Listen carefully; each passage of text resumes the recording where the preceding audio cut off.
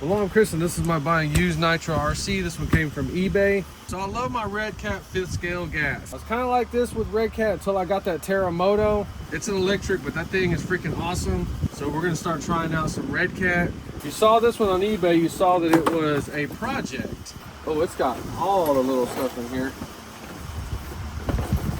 Yeah, I couldn't pass this one up because buying used, it's very rare to get all the books. Well, most of the books and stuff. I think, yeah, this one actually has a transmitter that came with this.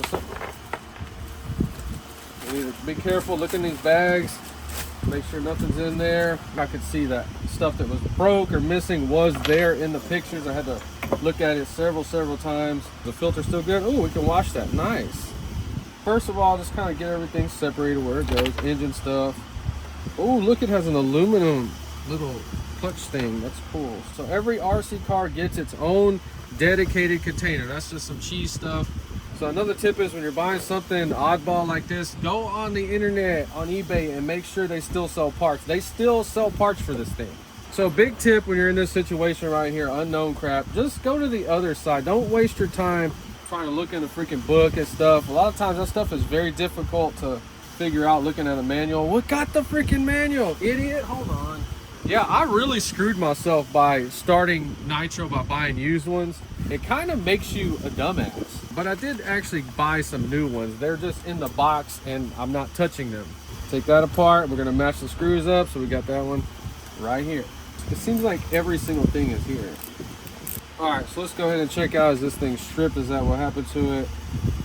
That side's fine. This side does look stripped. It's stripped, but it should still work. So in case you don't know about plastic, like this thing is damaged, it's just like wallowed out or stripped out. You can actually fill that with JB Weld and then just drill it and just put a new freaking screw in there. The point is just try whatever you can if it's just stripped out. So try to squish it back. That can help a little bit. I don't know if I'm gonna show the repair, but I'm just gonna clean it with alcohol really good, both pieces. And then I'm going to fill it with Gorilla Glue and just screw it down. See, we can't pull it out. I swear I'm pulling it as hard as I can without hurting myself. So when I show you kind of rigging some stuff up like that, that's just to get us going, get us moving. I am in fact gonna buy pieces for it, new ones. So it kind of looks like everything is there. So let me just put it back together real quick.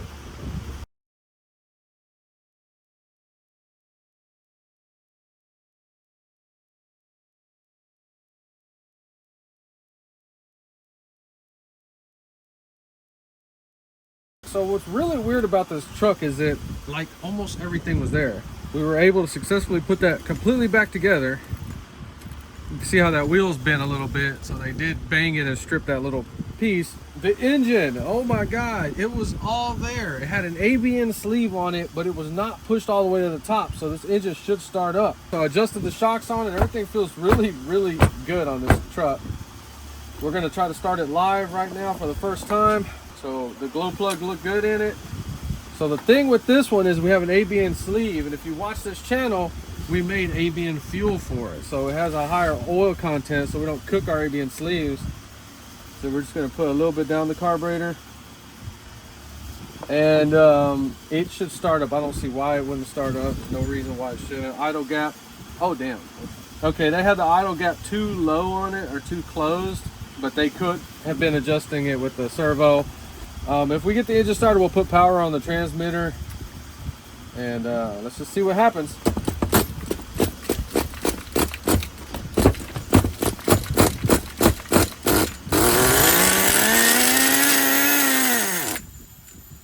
All right, I think we're good. It does feel,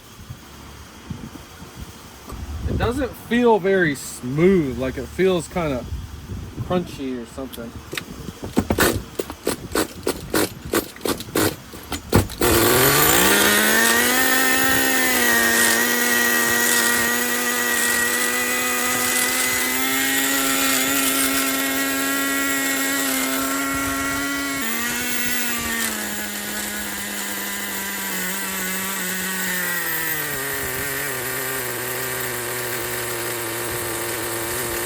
Damn, bro. Damn, I was scared there. All right, we got fuel tank leaking.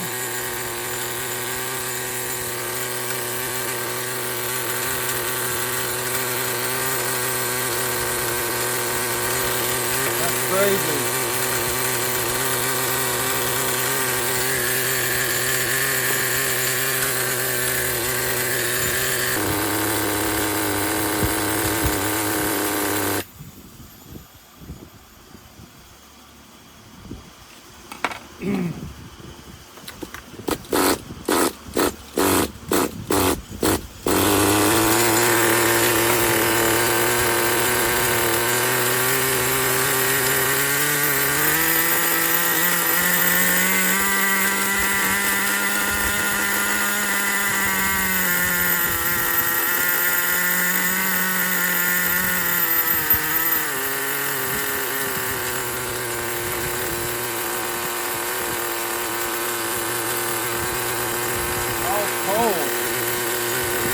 All right, well, I'm gonna go ahead and send this one off to get resized. Okay, so this one, like I said, it should have started up. It does start up. So let's go ahead and get some freaking batteries in here.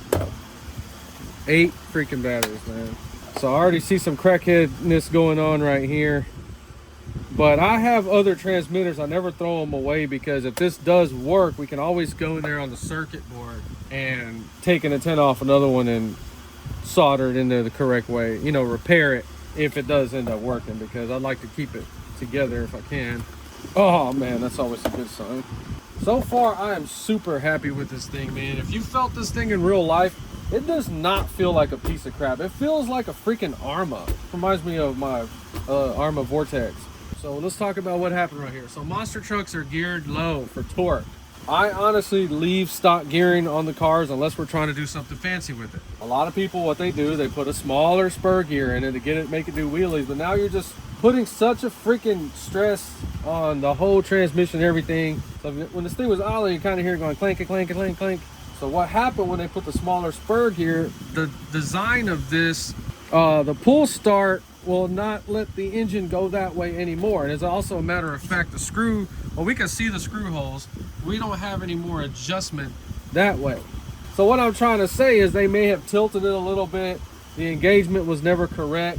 So they like deformed these gears. It looks like a rip saw, like a shark fin in one direction. It was never making contact right.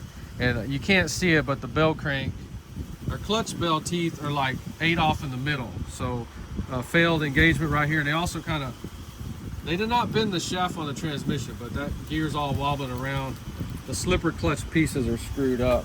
Like I said, the transmission shaft is still straight. So 2 screws must have fell off or something. Who knows what happened, but it was gear mesh complete failure. There was no way in the world this was ever gonna work. They put too small of a one on there. The piston sleeve was like that close to the top. That's why this thing starts up, but we're never gonna be able to tune it right. We have excessive oil coming out of the pipe. So another sign of a bad piston and sleeve is the high idle, meaning that we have an internal air leak on the little ports. So a resize on this one, yeah, it shouldn't be pouring that much oil out like that. Okay, so on the box art, it shows the truck at this angle, and it does show this piece right here. So that's just how it is. It's not adjusted wrong. So on this side, that just sticks out there like that. It's not that bad. It's still a good looking truck. So honestly, if I found another one of these for 150 and lower, I'm buying it. It's a cool truck. It is not a piece of crap. It does do that a little bit, a little flimsy, but that's just how Redcat is. What that also means is that this is a 100% dirt truck. This is not meant for the pavement. It's not gonna act like you want to. That's why it's so flexible like that. Oh, we need to check the freaking battery and remote. I didn't even look at that. Where's the batteries at? Damn, okay. Oh, brakes. Damn, throttle servo's opening just like it's supposed to. Can't really see it, but yeah, all that looks really freaking good. Damn, that's fine. There's nothing wrong with that.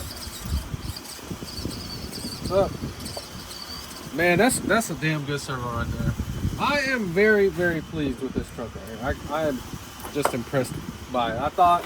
Honestly, I thought I was getting into some bull crap. We're gonna get screws for it, about $10 in screws. We're gonna have to put another spur gear on it, so we're gonna go in and say maybe $20 for it. $5 for an air filter. Piston sleeve, we're gonna go in and get it resized. So I'm gonna say a total about $75. This thing will be ready to freaking run, and I'm so freaking happy with it. Like I said, I had no idea what was gonna happen. We're gonna have to tweak this body post or something on here. It's kind of fitting weird. But yeah, really cool freaking truck. Saving another nitro. So if you enjoyed this video, please like and subscribe. And thanks for watching.